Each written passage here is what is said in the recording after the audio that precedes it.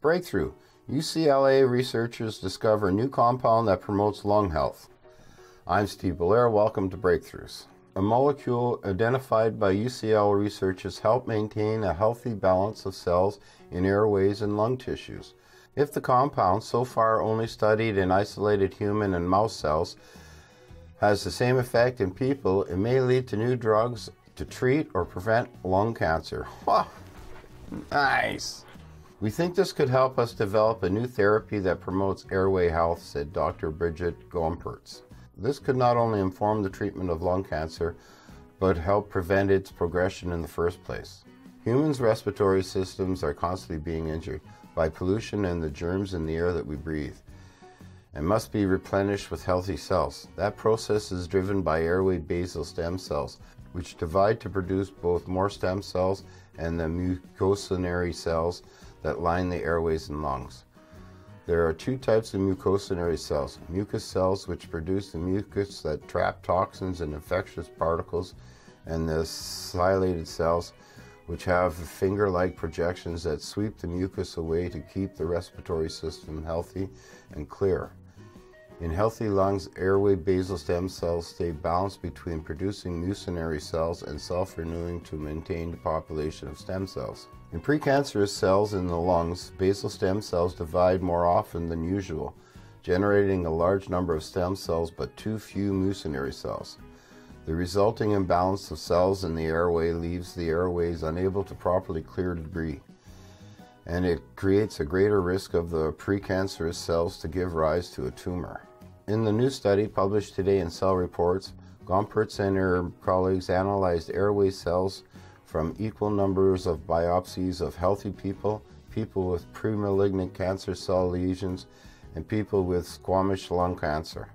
They discovered that one group of molecules, collectively called the WTN beta-catenin signaling pathway, was present at different levels in the basal stem cells of the patient samples versus the cells from healthy people. And when the researchers altered the levels of these molecules in healthy airway cells from mice, the balance between the stem cells and mucosal cells shifted, mimicking the imbalance seen in lung precancers.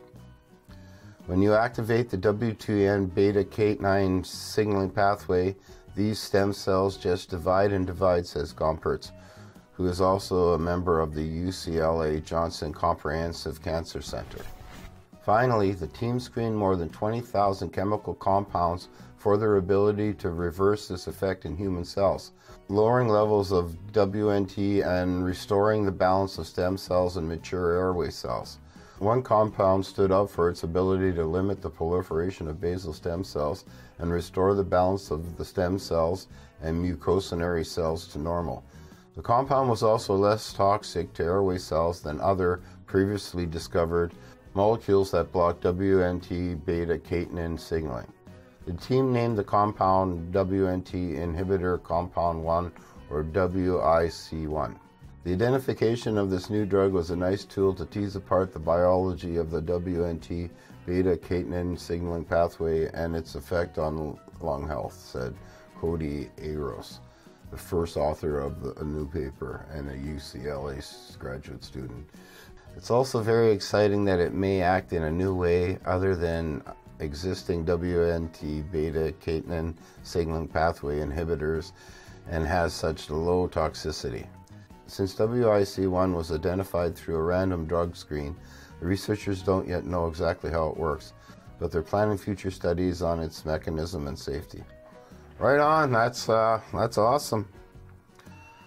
Good luck to them. I'll leave a link to the full article in the description, and as usual, please like, share, subscribe, and take care.